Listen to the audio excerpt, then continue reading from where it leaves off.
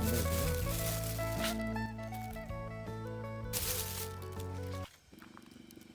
สบายดีFC เมื่อสุขสุขคนเนาะมื้อนี้ก็พบกับเบาหนังคือเก่าพี่น้องมื้อนี้ก็บ่ได้ไปไสเนาะก็อยู่เฮือนเนาะมาอัปเดตมื้อนี้ก็สิมาอัปเดตสถานการณ์ที่ว่าบ่ได้สบายเป็น2 เดือน3 เดือนปลายเนาะเพราะว่าเป็นตับพี่น้องเขาว่าเป็นตับเนาะมื้อนี้อาการก็ไข้แน่เนาะแต่ว่ามันก็ยังอ่อนเพลียอยู่นิดนึงหั่นแหละแต่ว่ากินยาแน่กินยาพื้นเมืองแน่เนาะก็นั่นเปลี่ยนแปลงวิธีการกินแน่เนาะแต่ตอนนี้ก็มีแต่ตาก็ยังโกนๆอยู่เนาะยังเหลืองอยู่นิดนึงนั่นแหละแต่ว่าอาการก็ยังจอยแห้งอ่อนเพลียแห้งเนาะแต่มันน่าจะไข้แน่เนี่ยบ่เป็นคือมื้อก่อนเนาะมื้อก่อนนี่ก็อาการก็หนักสาหัสหลายกว่าเนาะไปไสก็บ่ได้กินข้าวกินน้ำบ่ได้เนาะมื้อนี้ก็ไข้แน่แหละมันก็ดีแล้วส่ำนี้นะก็ค่อยเป็นค่อยไปพี่น้องมื้อนี้ก็สิพาท่านผู้ชมไปไสดีเนาะมื้อนี้เนาะอาการก็ไข้แน่แล้วมื้อนี้ก็มีแต่บ่อยากเฮ็ดเวียกหนักปานใดเนาะ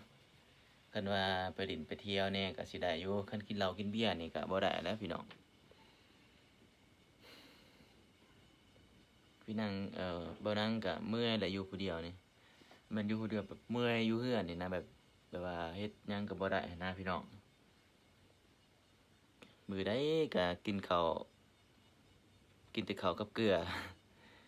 ลวกผักไปซั่นกินหยังก็บ่ได้ย้านมันผิดเด้แบบคาร่ำของกินหลายพี่น้องเอ้ยก็จักใช้วิธีธรรมศาสตร์แน่เนาะ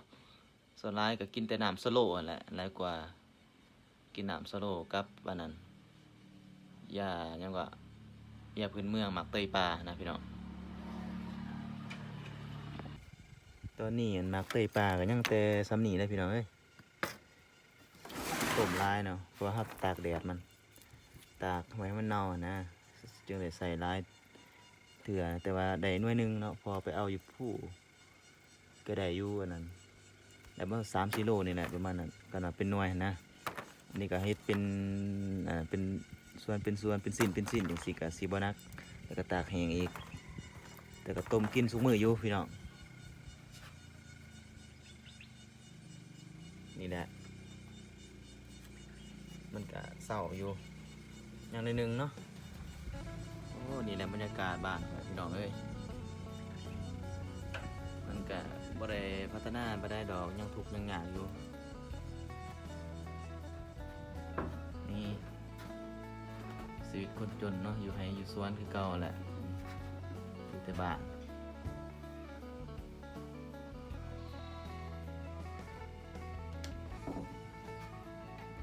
เบื้องพุ่นกับหนองทรายไม่หนองสาวเนาะ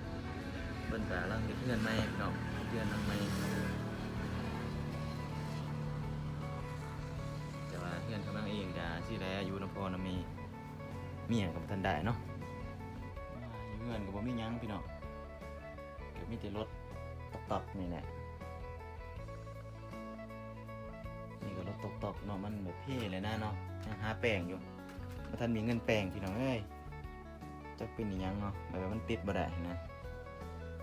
ตอนนี้ก็เวลาแม่นใส่ดนอยู่ประมาณ20ปลายปีนี่แหละของพ่อของแม่ของมุนของมั่งเนาะป้าไว้นี่แหละโอ้ตัวนี้กล้องหน้าบ่แจ้งพี่น้องเอ้ยมันแตกของกี้กำลังถ่ายคลิปเนาะแตกแล้วก็เลยบ่แจ้งเลยที่พุ่นมันเข้าเนาะนี่แต่เสียดาย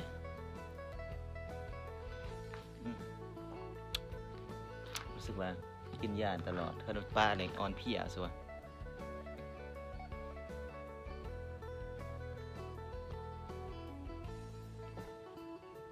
อันนี้ก็น้ำยาเนาะ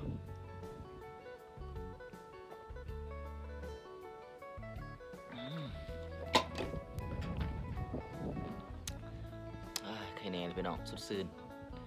เดี๋ยวกินมีแห้งอยู่จากไม่ได้สีเสาหายขาดเนาะ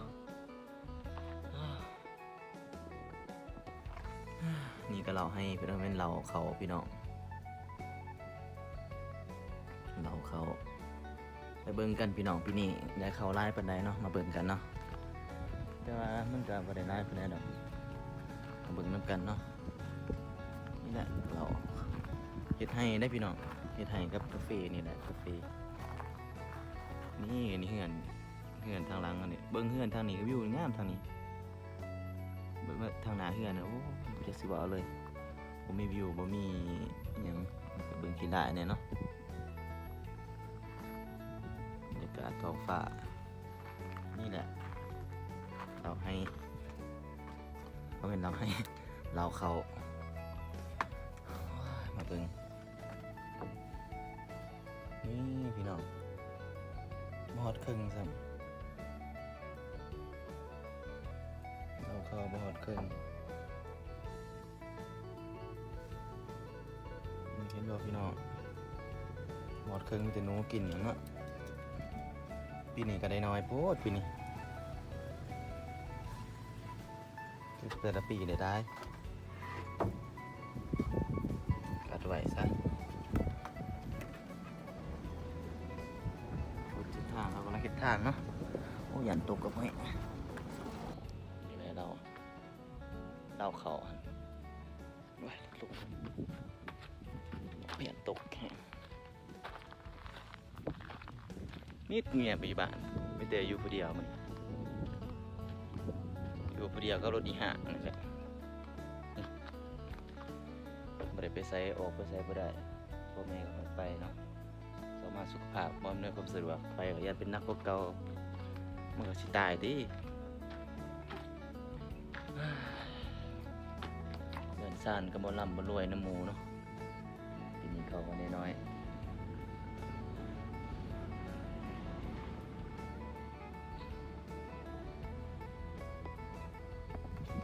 เรียนปีนี้ก็บ่มากเนาะพี่น้องนี่ทุเรียนก็ทุเรียนเนี่ยบ่มากซ้ำมะพร้าวมันก็บ่ใหญ่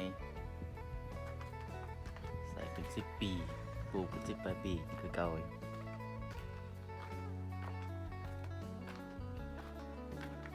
นี่หมาเนาะน่ารักจังมันกำลังนอนจี๊ดจี๊ดจี๊ดนี่เห็นบอกมันน่ารักนี่ตินที่มันได้กินข้าวไอ้วัดทั้งสองดื่มเกลือน้ำนี่กินตาเต็มไปอาบน้ำนั่นเนี่ยตัวนั้นน่ารักจังตะหูขวางเป็นตะเพะนี่พี่น้องอีกต้นนึงเลี้ยงเด็กรู้จักเจ้าของมันนี่มันก็นะครับเนาะ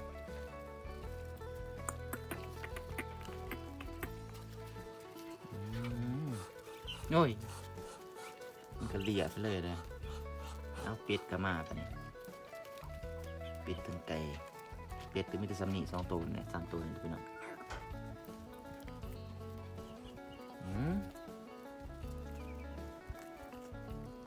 ใส่หิวเห็ดนางสีดาเนาะนางสีดานี่ก็ร้ายอยู่แต่ก็มีหมากนะก็มันมีราคาเว้ยกับมะเฟืองแล้วพี่น้องเป็นมะเฟืองได้หลายมีไปกินนะนี่เอ๊ะมาใหญ่เถินจักมีคนซื้อคนขายบ่เฮ็ดมีคนซื้อสินะไปอยากกินก็มาเอาเด้อที่กระสอบอยู่นี่ฝากให้ฟรีก็ได้นะ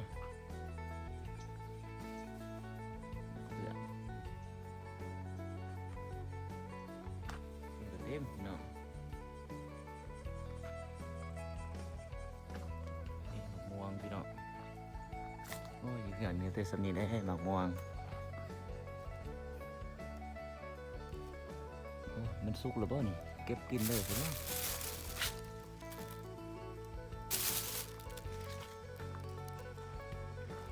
เป็นอย่างรักแน่เนาะ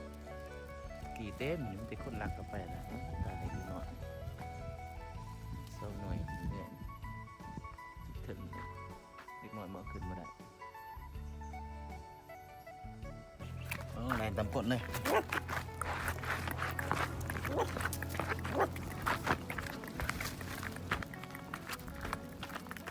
เป็นแดดเลย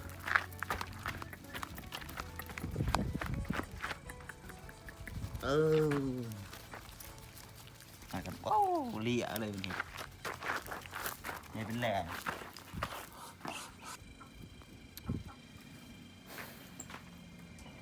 เอาจังได้กะขอขอบใจท่านผู้ชมที่รับชมเนาะขอให้อยู่ดีมีแห้งเด้อความเจ็บอย่าได้ความไข้อย่าให้มีเนาะผู้ใดได้เบิ่งคลิปนี้ก็ให้อยู่ดีมีแห้งให้ร่ำให้รวยเนาะให้เป็นเศรษฐีเด้อพี่น้องเด้อการเงินก็ให้ปังๆได้ก็ให้ร่ำให้รวยแหละก็ขอบใจเนาะคลิปหน้าพบกันใหม่พี่น้องบ๊ายบาย